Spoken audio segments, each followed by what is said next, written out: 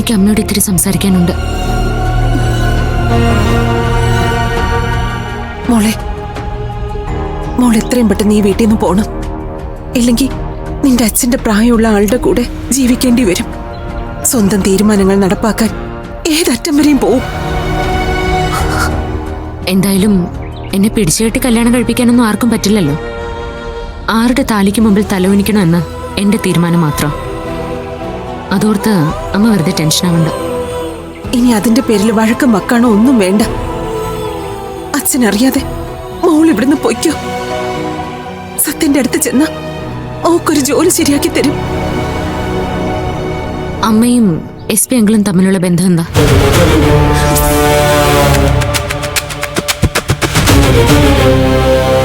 എന്നോട് ഒരു മകളോടുള്ള സ്നേഹവും വാത്സല്യവും തോന്നാൻ എന്താ കാരണമെന്ന് ഞാൻ SP അങ്കിളിനോട് ചോദിച്ചിരുന്നു. അദ്ദേഹം പറഞ്ഞത് ആ ചോദ്യത്തിനുള്ള മറുപടി അമ്മ പറയുന്ന.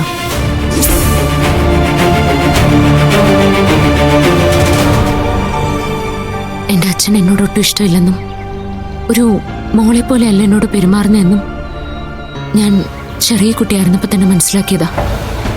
അക്കാലത്ത് എന്റെ ഫ്രണ്ട്സിന്റെ അച്ഛന്മാരെ കാണുമ്പോൾ എന്റെ അച്ഛൻ മാത്രം എന്താ ഇങ്ങനെയെന്ന് ഞാൻ സങ്കടപ്പെടുമായിരുന്നു. ആ ചോദ്യം ഞാൻ അമ്മയോട് പലവട്ടം ചോദിച്ചിട്ടുമുണ്ട്. പിന്നെ ഒരു ദിവസം നിങ്ങൾ തമ്മിൽ വഴക്കുണ്ടാക്കിയപ്പോൾ ഞാൻ അമ്മയുടെ ആദ്യത്തെ ഭർത്താവിന്റെ മോളാണെന്നും എന്റെ അച്ഛൻ മരിച്ചു പോയെന്നും ഇവിടുത്തെ അച്ഛൻ പറഞ്ഞു. അന്നായിരിക്കും ഞാൻ എന്റെ ജീവിതത്തിൽ ഏറ്റവും കൂടുതൽ കരഞ്ഞത്.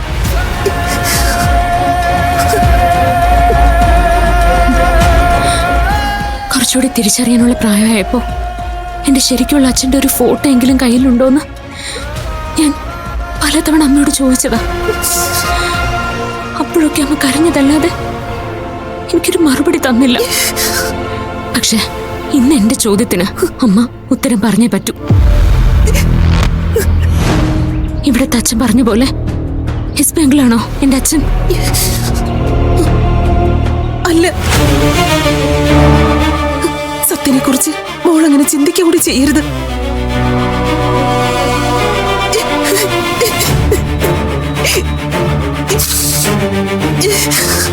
ഇനി മോൾ അതൊക്കെ അറിയണം. മോളെങ്കിലും എന്നെ ഒന്ന് വിശ്വസിക്കണം.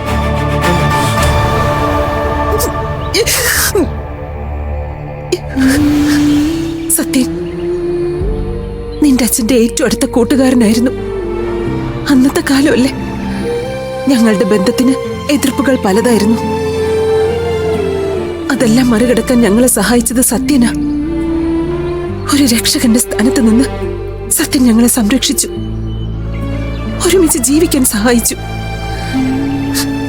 നിയമപരമായി ഞങ്ങളുടെ വിവാഹം നടത്തണമെന്ന് ഏറ്റവും കൂടുതൽ നിർബന്ധിച്ചത് സത്യന്റെ ഭാര്യ മായായിരുന്നു.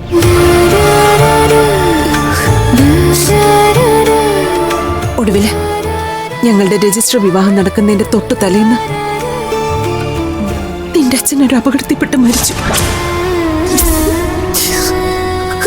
പക്ഷെ അതൊരു അപകടമായിരുന്നോ കൊലപാതകമായിരുന്നോ എന്ന് ഇന്നും എനിക്കറിയില്ല.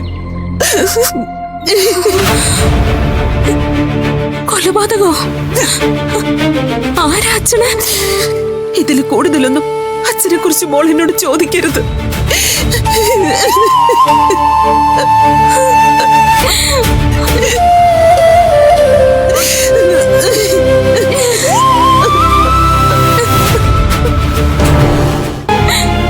അന്ന് എന്റെ വയറ്റിലുള്ള നിന്നെയും കൊണ്ട് ഞാനും ജീവനെടുക്കാൻ തീരുമാനിച്ചത്.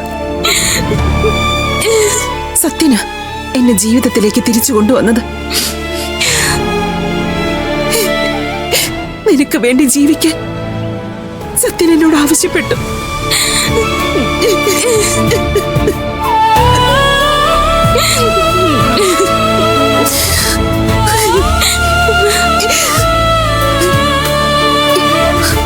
ആ സമയത്ത് ഞാനും നീയും സത്യന്റെ ജീവിതത്തിനൊരു തടസ്സമാകണ്ടെന്ന് കരുതി ഞാൻ അവിടെ നിന്ന് പോന്നു.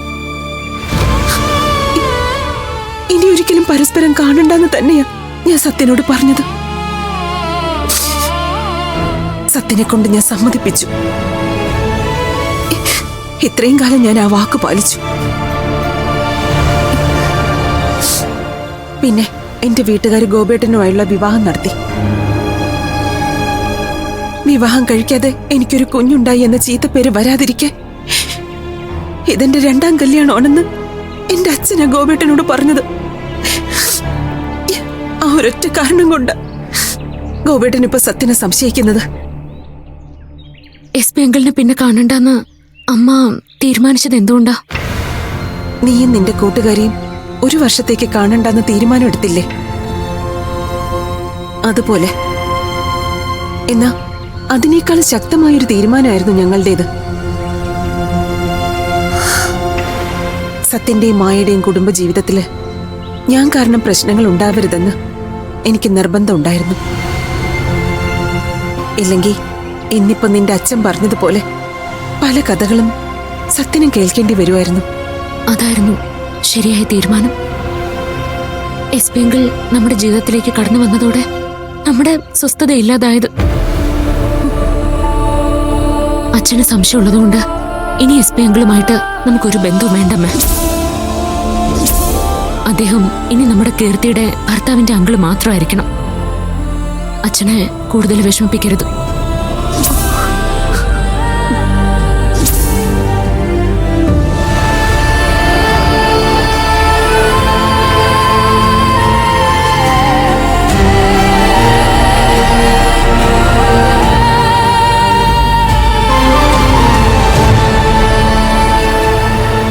കീർത്തിക്ക് ഭീഷണിയില്ല. അവളുടെ ജീവൻ എടുക്കാനൊന്നും അവൻ സമ്മതിക്കില്ല. പക്ഷേ കീർത്തി മോളുടെ വയറ്റിലുള്ള കുഞ്ഞിന്റെ കാര്യം അതെനിക്ക് ഉറപ്പു പറയാൻ പറ്റില്ല. കീർത്തി ആ വീട്ടിൽ അപകടത്തിൽ കഴിയുമ്പോൾ എസ് പി അങ്കിളിനെ കോണ്ടാക്ട് ചെയ്തിരിക്കാൻ എങ്ങനെ പറ്റും?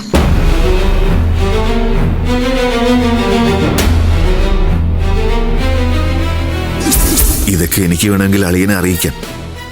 പക്ഷെ ഞാനങ്ങനെ ചെയ്ത കീർത്തി മോൾക്ക് അതിന്റെ ദോഷം.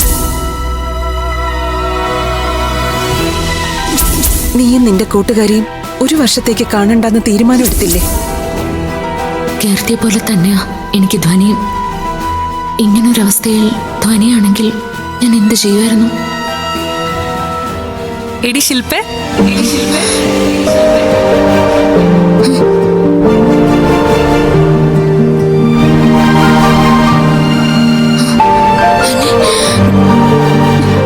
ധ്വനി,